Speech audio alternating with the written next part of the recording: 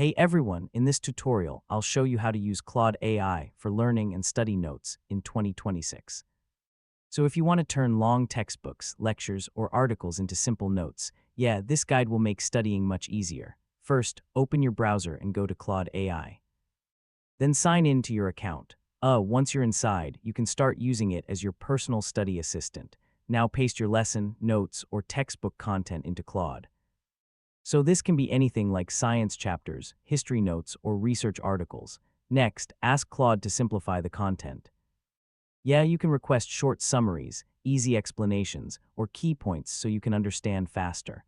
One powerful trick is asking Claude to organize everything into structured notes. I mean, use headings, bullet points, and clear sections for better revision.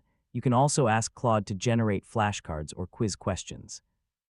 This helps you test your memory and improve learning faster. If something is confusing, just ask Claude to explain it in simpler language.